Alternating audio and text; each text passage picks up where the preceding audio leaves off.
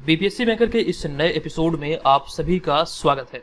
आज के इस वीडियो में 5 अगस्त 2022 से संबंधित बिहार करंट अफेयर्स और साथ ही राष्ट्रीय और अंतर्राष्ट्रीय घटनाओं से करंट अफेयर्स के जितने भी प्रश्न बनेंगे संबंधित सारी जानकारी आपको विस्तार पूर्वक दिया जाएगा। अगर आप बिहार में आयोजित होने वाले किसी भी प्रतियोगी परीक्षाओं की तैयारी में लगे हैं तो निसंदेह ये वीडियो आपके लिए बहुत इंपॉर्टेंट होने वाली है। तो प्लेलिस्ट के अंतर्गत जाकर आप सारे वीडियो को देख सकते हैं। अब यहाँ पर हम आ चुके हैं पिछले वीडियो के प्रश्न पे। ये प्रश्न आपसे पिछले वीडियो में पूछा गया था। प्रश्न था कि बिहार सरकार ने हाल ही में मछलियों के उत्पादन में वृद्धि के लिए किस योजना की शुरुआत की है। इस प्रश्न के बारे में विस्तृत तौर पर हमने आपको जानकारी दिया था, बहुत सारे आंकड़े मैंने आपको बताया था। हालांकि इस प्रश्न के राइट आंसर की बात करें तो अभी हाल ही में मछलियों के उत्पादन में वृद्धि के लिए मुख्यमंत्री समेकित चौर विकास योजना की शुरुआत हुई है। तो ऐसे में इस प्रश्न का हमारा राइट आंसर था ऑप्शन नंबर सी। कोशिश कीजिए कि जो भी प्रश्न आप लोगों से वीडियो में पूछा जाता है उसे कमेंट बॉक्स में लिखें और सभी चीजों को विस्तार पूर्वक लिखें। आगे बढ़ने से पहले आपको बता दूं कि हमारे जितने भी स्टडी मटेरियल और नोट्स वगैरह है और साथ साथ जो बीपीएससी और साथ ही साथ बिहार एसएससी सीजीएल 3 एग्जाम के लिए जो ऑनलाइन टेस्ट सीरीज है, करंट अफेयर्स की श्रृंखला है, सभी के सभी नोट्स और पीडीएफ के लिए आप बीपीएससी मेकर ऐप को डाउनलोड करें। वहीं पर सारा का सारा मटेरियल आपको एक साथ मिल जाएगा। करंट अफेयर्स का पूरा पैकेज मिलेगा बिहार के प्रतियोगी परीक्षाओं के लिए। अब यहाँ पर हम आ चुके हैं आज के इस वीडियो के पहले और सबसे महत्वपूर्ण प्रश्न पे। ये प्रश्न है कि हाल ही में किस राज्य में पंचायत स्तर पर युवाओं के बेहतर स्वास्थ्य के लिए ओपन जिम खोलने की घोषणा की गई है। ये घोषणा भी हाल ही में किस राज्य सरकार के द्वारा किया गया। तो ऑप्शन नंबर ए यहाँ पर इस प्रश्न का राइट आंसर होगा, ऑप्शन नंबर ए अर्थात बिहार।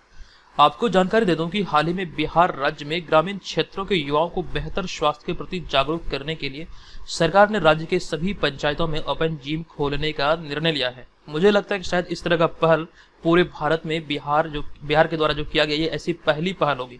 एग्जैक्ट मैं यहाँ पर श्योर नहीं हूँ, लेकिन मैं फिर भी आपको बता रहा हूँ शायद ऐसी पहल भारत में पहली बार बिहार राज्य में हुई है। हमारा यहाँ पे अगला पॉइंट होगा कि 15वें वित्त आयोग की अनुशंसा से प्राप्त राशि से पंचायतों में यह जिम खोला जाएगा और इसको लेकर के पंचायती राज विभाग ने सभी जिलों को आदेश भी दे दिया है। तो ये सारी जानकारी इनसे संबंधित याद रखना है। अब यहाँ पर एक प्रश्न बनेगा कि वर्तमान में पंचायती राज विभाग मंत्री कौन है। तो बिहार पंचायती राज मंत्री हैं श्री सम्राट चौधरी, या फिर आप उसे दूसरे नाम से भी जानते हैं राकेश कुमार। तो ये भी चीजें आपको ध्यान रखना है। वहीं पे अगर कुछ और मंत्रियों की बात करें, जैसे कि बिहार में भवन निर्माण मंत्री हैं अशोक चौधरी। बात करें बिहार के सड़क परिवहन और राजमार्ग मंत्री की तो यह है नितिन नवीन। इस तरह के और भी कई सारे फैक्ट हैं या फिर कई सारे मंत्रियों के नाम हैं जो कि आपको ध्यान रखना चाहिए। ये आपके एग्जाम में अक्सर पूछे जाते हैं। हम चलेंगे अगले यहाँ पर दूसरे प्रश्न पे। ये दूसरा प्रश्न है कि हाल ही में विक्रमशिला पुल के समानांतर बनने वाले पुल को पथ निर्माण विभाग से मंजूरी मिली है। बताएं कि इसके निर्माण के लिए या फिर इसके लिए कितने करोड़ रुपए के टेंडर को मंजूरी दी गई है। तो इस प्रश्न का जो हमारा राइट आंसर होगा ये है ऑप्शन नंबर डी, यानी कि 995 करोड़ रुपए की राशि को भी हाल ही में मंजूरी दी गई है। आपको जानकारी यहाँ पर दे दूं कि हाल ही में भागलपुर जिले के विक्रमशिला सेतु के समानांतर बनने वाले पुल को पथ निर्माण विभाग से मंजूरी अभी हाल ही में दी गई है और इस पुल के निर्माण योजना की मॉनिटरिंग गति शक्ति पोर्टल के माध्यम से की जाएगी। बहुत इंपॉर्टेंट है, इस पुल का जो निर्माण होगा इसकी जो मॉनिटरिंग होगी ये गति शक्ति पोर्टल के माध्यम से किया जाएगा और ये गंगा नदी पर बनने वाला 4 लेन का पुल होगा जो कि विक्रमशिला सेतु के समानांतर बनाया जाएगा। यहाँ पर हमने अगले पॉइंट में लिखा है कि इसके लिए केंद्रीय सड़क परिवहन और राजमार्ग मंत्रालय द्वारा हाल ही में 995 करोड़ रुपए के टेंडर को मंजूरी दिया गया है। अब यहाँ पर एक प्रश्न बन सकता है कि वर्तमान में केंद्रीय सड़क परिवहन और राजमार्ग मंत्री कौन है। तो वर्तमान में है नितिन गडकरी और थोड़ी देर पहले मैंने आपको बताया था कि बिहार में सड़क परिवहन और राजमार्ग मंत्री कौन है। यह है नितिन नवीन। दोनों के नाम में नितिन शब्द है तो यहाँ से आप रिलेट करके याद रख सकते हैं।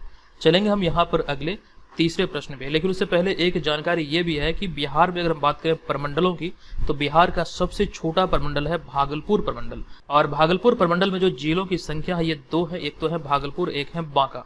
और यहीं पे भागलपुर में ही कह सकते हैं बिहार में जो पक्षी महोत्सव आयोजित होता है, जो कि पहला पक्षी महोत्सव कलरव का आयोजन हुआ था जमुई के नागीनकटी में, लेकिन दूसरा जो प्रस्तावित है ये भागलपुर में प्रस्तावित है। और इसके अतिरिक्त एक पॉइंट ये भी है कि केंद्र सरकार द्वारा भारत के 100 शहरों का चयन स्मार्ट शहर के लिए किया गया था। तो उनमें से एक पॉइंट ये भी ध्यान रखें कि बिहार के 4 शहरों में से भागलपुर भी शामिल है। जैसे कि 4 शहर हैं भागलपुर, मुजफ्फरपुर, पटना और बिहार शरीफ। तो इस तरह से आपको नोट करना है। हमारा अगला होगा यहाँ पर तीसरा प्रश्न। ये प्रश्न है कि हाल ही में राष्ट्रीय बाघ संरक्षण प्राधिकरण द्वारा जारी रिपोर्ट के अनुसार वर्ष 2012 से 2022 तक बिहार में कितने बाघों की मौत हुई है। ये रिपोर्ट अभी हाल ही में जारी हुई है और इस रिपोर्ट के आधार पर हम बात करें राइट आंसर की, तो इसका राइट आंसर होगा ऑप्शन नंबर सी, यानी कि 17 राज्यों की यहाँ पर 17 बाघों के राज्य में यानी कि बिहार में मौत हुई है। आपको यहाँ पर जानकारी दे दूं कि वर्ष 2012 से 2022 तक यानी कि इस दशक में बिहार में कुल 17 बाघों की मौत हुई है। हालांकि ये आंकड़े कुछ और भी हो सकते हैं, लेकिन जो रिपोर्ट में कहा गया सरकारी आंकड़ों के आधार पर देखें, जो कि राष्ट्रीय बाघ संरक्षण प्राधिकरण के अनुसार जारी किया गया, तो इस आधार पर देखा जाए तो 17 बाघों की मौत हुई है इस दौरान 2012 से 2017 के दौरान। और ये आंकड़ा भी हाल ही में राष्ट्रीय बाघ संरक्षण प्राधिकरण द्वारा जारी किया गया। इस रिपोर्ट के अनुसार सर्वाधिक 270 बाघों की मौत मध्य प्रदेश में हुई और दूसरे स्थान पर बात करें तो महाराष्ट्र और तीसरे स्थान पर कर्नाटक राज्य इसमें शामिल है। अगला पॉइंट है कि रिपोर्ट के अनुसार 2012 से 2022 तक राजस्थान, बिहार, पश्चिम बंगाल, छत्तीसगढ़, आंध्र प्रदेश में क्रमशः 25, 17, 13, 11 और 11 बाघों की मौत हुई, यानी कि राजस्थान में 25, बिहार में 17, पश्चिम बंगाल में 13, छत्तीसगढ़ में 11 और आंध्र प्रदेश में 11 बाघों की मौत हुई है इस दौरान। अगला पॉइंट यहाँ पे हमारा यह है कि 29 जुलाई को प्रत्येक वर्ष वर्ल्ड टाइगर डे मनाया जाता है। एक वीडियो के माध्यम से हमने आपको बताया था कि वर्ल्ड टाइगर डे प्रत्येक वर्ष 29 जुलाई को क्यों मनाया जाता है। संबंधित जानकारी अगर आप जानना चाहते हैं तो ऊपर आई बटन पर एक वीडियो का लिंक आ रहा होगा, वहां पर क्लिक करके इसके बारे में जान सकते हैं। कई ऐसे फैक्ट है, मुझे लगता है आप लोग नहीं जानते होंगे, बहुत सारे लोग इस फैक्ट को नहीं जानते होंगे। देखिए ये बहुत छोटा वीडियो है, लेकिन यहाँ पर बहुत सारी चीजें आप नया सीखने वाले हैं, तो वीडियो के लिंक पर क्लिक करके आप इसे देखिए जरूर। हमने यहाँ पर अगले पॉइंट पे लिखा कि दुनिया भर में कुल 13 देशों में ही बाघ पाए जाते हैं। ये आंकड़े याद रखिए, 13 देशों में ही बाघ पाया जाता है, लेकिन उसमें से भी 13 देशों में से सबसे ज्यादा बाघ जो है यानी कि 70% जो बाघ है अकेले अपने देश भारत में ही पाया जाता है। तो ये सारे रिलेटेड फैक्ट हैं जो कि आप याद रखेंगे। हालांकि हमने कई बार ऐसी जानकारी आपको पहले भी दिया है, तो रिविजन पर्पज से यानी कह सकते स्टैटिक पोर्शन भी आप इस श्रृंखला के माध्यम से बेहतर कर सकते हैं। तो बेहतर तैयारी के लिए आप यहाँ पर इस श्रृंखला के सारे वीडियो को देखें, जो कि आपको बहुत एग्जाम में हेल्प करेगा। चलिए बढ़ेंगे हम यहाँ पर अगले चौथे प्रश्न पे। ये चौथा प्रश्न है कि हाल ही में सब्सिडी के साथ सेमीकंडक्टर नीति शुरू करने वाला पहला राज्य कौन बना है। तो राइट आंसर होगा option number C option number C नहीं बल्कि ऑप्शन नंबर ए, यानी कि गुजरात। इस तरह का पहल करने वाला भारत का पहला राज्य बना है गुजरात। आपको यहाँ पर जानकारी दे दूं कि हाल ही में गुजरात सरकार ने सेमीकंडक्टर पॉलिसी 2022-27 की घोषणा की है और गुजरात में चीप उत्पादन क्षेत्र में निवेशकों को आकर्षित करने की दिशा में इस नीति की शुरुआत की गई है। यही वजह है जिसके कारण अभी हाल ही में गुजरात सरकार के द्वारा ये सेमीकंडक्टर पॉलिसी 2022-27 को मंजूरी दिया गया है और इस तरह सेमीकंडक्टर तथा डिस्प्ले उत्पादन के क्षेत्र में सहायता के लिए डेडिकेटेड पॉलिसी घोषित करने वाला प्रथम राज्य बना है गुजरात। ये नोट कीजिएगा, इस तरह का पहल करने वाला भारत का पहला राज्य है गुजरात। गुजरात के बारे में अभी हाल ही के दिनों में जो करंट अफेयर्स के प्रश्न बने हैं जो आपसे एग्जाम में पूछा जा सकते हैं, उनमें से हमारा पहला पॉइंट है कि 27 सितंबर 2022 से 10 अक्टूबर 2022 तक 36वें राष्ट्रीय खेल 2022 का आयोजन गुजरात में होगा।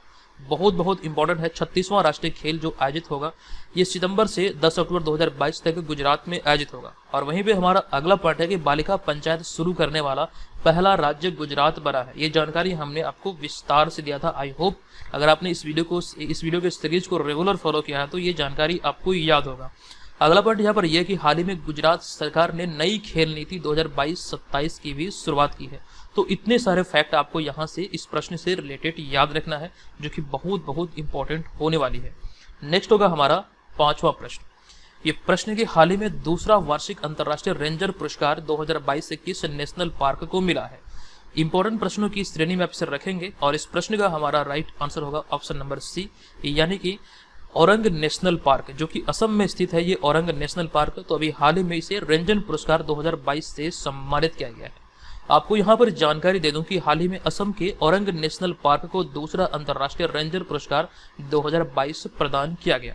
अब ये औरंग नेशनल पार्क अभी हाल ही में चर्चे में है, तो यहाँ से कई सारे फैक्ट बनेंगे। जैसे कि यहाँ पर सबसे पहला पॉइंट है कि यह पुरस्कार किसके द्वारा प्रदान किया जाता है। तो यह पुरस्कार International Union for Conservation of Nature और World Commission on Protected Areas अर्थात WCPA के द्वारा यह प्रदान किया जाता है। इसके अलावा जो एक इंपॉर्टेंट पॉइंट ये भी है कि औरंग नेशनल पार्क का नाम पहले राजीव गांधी औरंग नेशनल पार्क था। आप यहाँ पर इस इमेज में भी देख सकते हैं। तो यहाँ से ये पॉइंट भी ध्यान रखें, औरंग नेशनल पार्क का नाम जो पहले था ये राजीव गांधी औरंग नेशनल पार्क था, जो कि असम सरकार के द्वारा, यहाँ पर ध्यान रखने वाली बात है, असम सरकार के द्वारा इसमें से राजीव गांधी नाम हटाया गया था। ये भारत सरकार की पहल नहीं थी, बल्कि ये असम सरकार के द्वारा इसमें से राजीव गांधी नाम हटाया गया था। अब यहाँ पर हमारा अगला पॉइंट है कि हाल ही में असम सरकार ने मवेशी संरक्षण विधेयक 2021 से पारित किया, जिसके तहत गौमांस की खरीद बिक्री पर प्रतिबंध लगाया गया था। कुछ विशेष क्षेत्रों के लिए जारी किया गया था, जिसके तहत गौमांस आदि की बिक्री पर प्रतिबंध लगाया गया था, जिसमें कि बेचना और खरीदना दोनों ही गैर कानूनी था। हमारा अगला पॉइंट है कि असम में स्थित Kaziranga national park satellite phone से लेस होने वाला भारत का पहला नेशनल पार्क बना गया है। ये जानकारी बहुत इंपॉर्टेंट है, हमने पहले इस बारे में विस्तार से आपको बता दिया है, आपको याद होगा। चलेंगे हम यहाँ पर अगले छठे प्रश्न पे। ये छठा प्रश्न है कि हाल ही में बांग्लादेश में भारत के नए उच्चायुक्त कौन बनाए गए हैं? तो राइट आंसर होगा हमारा यहाँ पर ऑप्शन नंबर सी, यानी कि प्रणय वर्मा। तो यहाँ से आपको ध्यान रखना है कि उच्चायुक्त अर्थात हाई कमांड के रूप में प्रणय वर्मा की नियुक्ति हुई है बांग्लादेश में। आप यहाँ पर प्रणय वर्मा को इस इमेज में भी देख सकते हैं। आपको यहाँ पर जानकारी दे दूं कि हाल ही में प्रणय वर्मा को बांग्लादेश में भारत का नया उच्चायुक्त नियुक्त किया गया है, और इसके तहत आपको ये ध्यान रखना वे विक्रम दोराईस्वामी का स्थान लेंगे। इससे पहले प्रणय वर्मा वियतनाम में भारत के राजदूत थे, राजदूत यानी कि एम्बेसडर। आपको यहाँ पर ध्यान रखना, एम्बेसडर अगर पूछा जाए तो उसका अर्थ होता है राजदूत, वहीं पर उच्चायुक्त की बात किया जाए तो उच्चायुक्त यानी होता है हाई कमांड। आई होप कि आप यहाँ पर इन दोनों चीजों को याद रखेंगे। हमारा अगला पॉइंट यहाँ पर यह है कि नवीन श्रीवास्तव नेपाल में भारत के राजदूत हैं, और वहीं पे हर्ष कुमार जैन की बात करें जो ऑप्शन नंबर बी में आप यहाँ पर देख रहे हैं, तो हर्ष कुमार जैन यूक्रेन में भारत के उच्चायुक्त हैं। और वहीं पे अगला पॉइंट हमारा है मनोज कुमार, जो कि अल सल्वाडोर में भारत के उच्चायुक्त हैं। तो इतनी सारी जानकारी यहाँ से नोट कीजिए। अगला सातवां बहुत इंपॉर्टेंट प्रश्न है, आप इस प्रश्न को इंपॉर्टेंट प्रश्न की श्रेणी में रखेंगे। ये प्रश्न है कि सिपरी की रिपोर्ट के अनुसार वर्ष 2021 में सैन्य खर्च के मामले में भारत कौन से स्थान पर है? तो नवीनतम रिपोर्ट के आधार पर देखें, सैन्य खर्च के मामले में सिपरी की रिपोर्ट के आधार पर अपना भारत तीसरे स्थान पर है। अमेरिका और चीन के बाद भारत तीसरे स्थान पर है। इसके लिए यहाँ पर हमने विस्तृत जानकारी दिया कि Stockholm International Peace Research Institute अर्थात सिपरी की रिपोर्ट के अनुसार वर्ष 2021 के लिए भारत का सैन्य खर्च दुनिया में तीसरे स्थान पर रहा है।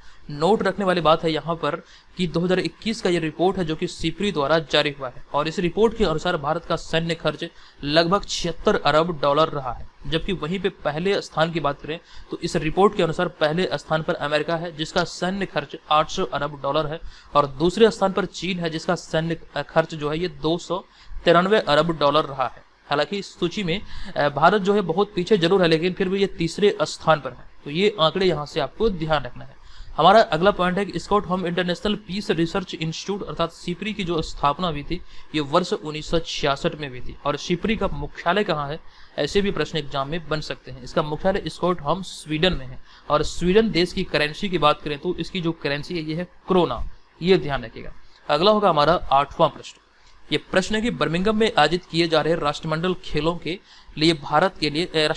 में भारत के लिए पहला स्वर्ण पदक किसने जीता है? हालांकि ये जानकारी हमने आपको डिटेल में पहले भी एक वीडियो के एक्सप्लेनेशन में दिया है, लेकिन यहाँ पे इस प्रश्न के राइट आंसर की बात करें तो इसका राइट आंसर होगा हमारा ऑप्शन नंबर ए, यानी कि मीराबाई चानू ने भारत को पहला गोल्ड मेडल दिलाया है। और इससे संबंधित यहाँ पर हमने सभी चीजों को विस्तार से शामिल किया है कि बर्मिंघम राष्ट्रीय खेलों में भारत का पहला स्वर्ण पदक भारोत्तोलक मीराबाई चानू ने जीता है। हालांकि यहाँ पर इस मतलब कह सकते हैं बर्मिंघम खेलों की बात करें तो इसमें जो पहला पदक दिलाया था ये संकेत सरगर द्वारा दिलाया गया था, लेकिन यहाँ पे प्रश्न में पूछा गया स्वर्ण पदक, जो कि संकेत सरगर के द्वारा सिल्वर मेडल दिलाया गया था, लेकिन यहाँ पे स्वर्ण पदक पूछा गया है। तो स्वर्ण पदक जो जीता है ये मीराबाई चानू ने जीता है। और यहाँ पर हमारा अगला पॉइंट होगा कि उन्होंने 49 किलोग्राम स्पर्धा में 201 किलोग्राम वजन उठाकर यह स्वर्ण पदक अपने नाम किया है। और फिर यहाँ पे अगला पॉइंट होगा कि मीराबाई चानू का राष्ट्रमंडल खेलों में यह दूसरा पदक है। देखिए यहाँ पे गलती से दूसरा लिखा गया, दूसरा नहीं होगा बल्कि यहाँ पर होगा तीसरा।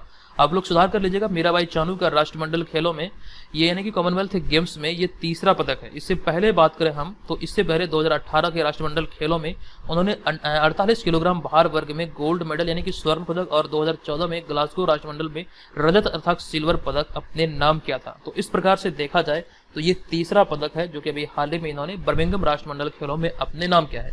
राष्ट्रमंडल खेलों में अगर हम बात करें तो इन्होंने अभी तक 2 स्वर्ण और 1 रजत पदक हासिल किया है।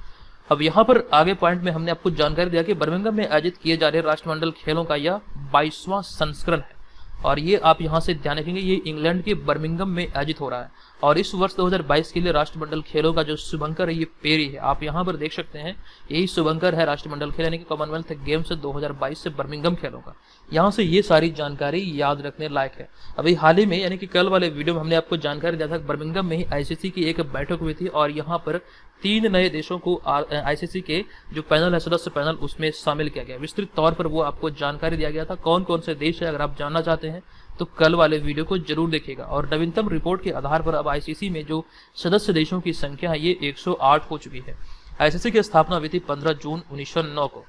अगला यहाँ पर हमारा 9वां प्रश्न, ये प्रश्न है कि हाल ही में किस मंत्रालय द्वारा हील इन इंडिया एवं हील बाय इंडिया अभियान शुरू करने की घोषणा की गई है। ये कह सकते हैं मेडिकल टूरिज्म को बढ़ावा देने की दिशा में एक भारत सरकार की एक पहल है जिसका नाम है heal in India and heal by India. ये इसका मतलब पहल का नाम है। तो अभी हाल ही में जो इसकी घोषणा की गई है, आपको ध्यान रखना है, ये स्वास्थ्य मंत्रालय के द्वारा इसकी घोषणा हुई है। आपको जानकारी दे दूं कि हाल ही में केंद्रीय स्वास्थ्य मंत्रालय द्वारा मेडिकल पर्यटन यानी कि मेडिकल टूरिज्म को बढ़ावा देने के लिए हील इन इंडिया और हील बाय इंडिया नामक अभियान शुरू करने का निर्णय लिया गया है। ये यहाँ से नोट कीजिएगा। मेडिकल टूरिज्म यानी कि मेडिकल पर्यटन को बढ़ावा देने की दिशा में भारत सरकार के स्वास्थ्य मंत्रालय की एक बेहतर अभियान है। और इसके तहत जो चीज आपको ध्यान रखना है कि इससे विदेशों से आकर भारत में इलाज कराना अब अधिक सुविधाजनक हो जाएगा।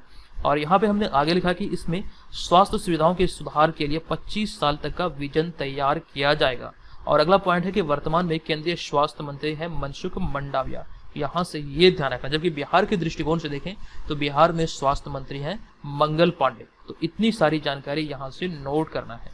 नेक्स्ट है 10वां प्रश्न। ये प्रश्न है कि कौन सा शहर हाइड्रोजन परिवहन सेवा प्रदान करने वाला देश का पहला शहर बनेगा। जो घोषणा अभी हुई है इस आधार पर यहाँ पे हमने इस प्रश्न को शामिल किया है। और इस प्रश्न का जो हमारा राइट आंसर है ये ऑप्शन नंबर बी यानी कि लेह। आपको जानकारी दे दूं कि हाल ही में लद्दाख के लेह में ग्रीन हाइड्रोजन परिवहन योजना पायलट प्रोजेक्ट का शिलान्यास किया गया है। और इसे शुरू होते ही लेह देश में हाइड्रोजन परिवहन सेवा प्रदान करने वाला पहला शहर बन जाएगा। तो नोट कीजिएगा, बहुत बहुत इंपॉर्टेंट है। लेह की बात है तो लेह के बारे में एक जानकारी हमने पहले दिया था कि लेह में भारत का सबसे ऊंचाई पर स्थित फुटबॉल स्टेडियम बनाया गया है जो कि समुद्र तल से 11,000 फीट ऊंची है। ये आपको यहाँ से इतनी सारी जानकारी याद रखना है। अब बिहार एसएससी सीजल 3 वाले कोर्स में जो लोग बीपीएससी मेकर ऐप पर रजिस्टर हैं और जिन लोगों को स्कॉलरशिप के माध्यम से इसमें शामिल किया गया था, आपको बता दूं कि 7 अगस्त को आपको 5वां प्रैक्टिस सेट मिलेगा। जो लोग अभी तक ज्वाइन नहीं किए हैं ज्वाइन कर सकते हैं। इसमें अभी कर सकते हैं एडमिशन प्रक्रिया चालू है। आप यहाँ पर इसे ज्वाइन करके अपनी तैयारी का सही तरीके से आकलन कर सकते हैं। यहाँ पर बहुत सारा फायदा आपको मिलने वाला है। करंट अफेयर्स का पूरा पैकेज इसमें शामिल है जिसके माध्यम से आपकी तैयारी बेहतर होगी। आप लोग चाहें तो इसे ज्वाइन कर सकते हैं। अब यहाँ पर हम आज के इस वीडियो के 11वें प्रश्न पे, ये प्रश्न की हाल ही में जारी ब्लूमबर्ग के अरबपतियों की सूची में एशिया की सबसे अमीर महिला कौन बन गई है। तो राइट आंसर होगा यहाँ पर सावित्री जिंदल, अर्थात ऑप्शन नंबर ए इस प्रश्न का राइट आंसर होगा। आपको जानकारी दे दूं कि हाल ही में जारी ब्लूमबर्ग के अरबपतियों की सूची के अनुसार जिंदल समूह की चेयरमैन या फिर चेयरपर्सन सावित्री जिंदल एशिया की सबसे अमीर महिला बन गई है। ये यहाँ से आपको ध्यान रखना, सावित्री जिंदल इस प्रश्न का राइट आंसर होगा। और फिर यहाँ पे अगला पॉइंट है कि उन्होंने चीन की यांग हुआन को पछाड़कर यह उपलब्धि हासिल की है। और फिर यहाँ पे हमारा अगला पॉइंट है कि हालांकि दुनिया के अमीरों में सावित्री जिंदल का स्थान 164वां है, लेकिन यहाँ पे हमने चर्चा किया था एशिया की, तो एशिया में सबसे पहले स्थान पर है। और वहीं पे दूसरा जो पॉइंट है कि वहीं चीन की यांग हुआन अमीरों की सूची में 169वें स्थान पर है। तो ये सारी जानकारी यहाँ से नोट कीजिए। और पिछले वीडियो में हमने आपको जानकारी दिया था कि लीडिंग वेल्थ वुमन लिस्ट की रिपोर्ट के अनुसार रोशनी नादर जो कि भारत की सबसे अधिक धनी महिला बन गई है। ये जानकारी हमने दिया था जो कि लीडिंग वेल्थ वुमन लिस्ट के अनुसार जारी हुआ था। चलेंगे अगले हम 12वें प्रश्न पे। ये 12वां प्रश्न अति महत्वपूर्ण है। प्रश्न है कि एशिया कप 2022 का आयोजन श्रीलंका से स्थानांतरित करके किस देश में किया जाने का निर्णय लिया गया है। तो राइट आंसर होगा ऑप्शन नंबर ए यानी कि संयुक्त अरब अमीरात। आपको जानकारी यहाँ पर दे दूं कि हाल ही में एशियाई क्रिकेट परिषद द्वारा श्रीलंका में राजनीतिक और आर्थिक संकट के कारण एशिया कप 2022 को श्रीलंका से स्थानांतरित करके संयुक्त अरब अमीरात कर दिया गया है। श्रीलंका की जिस प्रकार की स्थिति है, वर्तमान स्थिति को देखते हुए फैसला किया गया और इसे श्रीलंका से स्थानांतरित करके संयुक्त अरब अमीरात अर्थात यूएई में करने का फैसला लिया गया है। और इसके तहत आपको ये ध्यान रखना, एशिया कप 2022 टूर्नामेंट का यह 15वां संस्करण होगा और इसका आयोजन 27 अगस्त से लेकर के 11 सितंबर 2022 के बीच किया जाना है। अगला पॉइंट है कि इस टूर्नामेंट में कुल 6 टीमें भाग लेंगी। और फिर अगला पॉइंट है कि एशियाई क्रिकेट परिषद के अध्यक्ष हैं जैसा। तो इतनी सारी जानकारी इस प्रश्न से रिलेटेड याद रखिए। एशियाई क्रिकेट परिषद के बारे में और भी कई सारे फैक्ट एग्जाम में पूछे जा सकते हैं, या फिर क्रिकेट से संबंधित बहुत सारे फैक्ट जो आईसीसी संस्था है, क्रिकेट की सर्वोच्च संस्था, ऐसी जानकारी हमने आपको पहले भी कई बार दिया है। अब यहाँ पर हम चलेंगे आज की इस वीडियो के प्रश्न पे, लेकिन उससे पहले बता दूं कि 67 बीपीएससी प्रीलिम्स के लिए केवल और केवल 99 रुपये में आपके लिए 50 प्रैक्टिस सेट की एक श्रृंखला उपलब्ध है। आप यहाँ पर बीपीएससी मेकर ऐप पर जाकर के सभी पीडीएफ फाइल को डाउनलोड कर सकते हैं और साथ साथ इसके अतिरिक्त टेस्ट वाले सेक्शन में जाकर ऑनलाइन टेस्ट में भी पार्टिसिपेट कर सकते हैं। हजारों विद्यार्थी इसमें शामिल हैं, तो आप भी ज्वाइन करके अपनी तैयारी को बेहतर तरीके से यहाँ पर आकलन कर सकते हैं। चलिए अब यहाँ पर हम चलेंगे आज की इस वीडियो की प्रश्न की ओर। आज की इस वीडियो का हमारा प्रश्न है कि हाल ही में किनके द्वारा बिहार स्टार्टअप पॉलिसी 2022 से लॉन्च किया गया है। कंप्लीट जानकारी यहाँ से आपको दिया गया था। बताएं इस प्रश्न का राइट आंसर क्या होगा। जो भी चीजें आप लोग लिखते हैं कोशिश कीजिए कि वो आप विस्तार पूर्वक लिखें, ताकि आप एग्जाम में बेहतर स्कोर कर पाए, चीजें आपको लंबे समय तक के लिए याद रहें। तो दोस्तों आज की इस वीडियो में इतना ही, मिलेंगे नेक्स्ट वीडियो में, तब तक के लिए धन्यवाद, जय हिंद।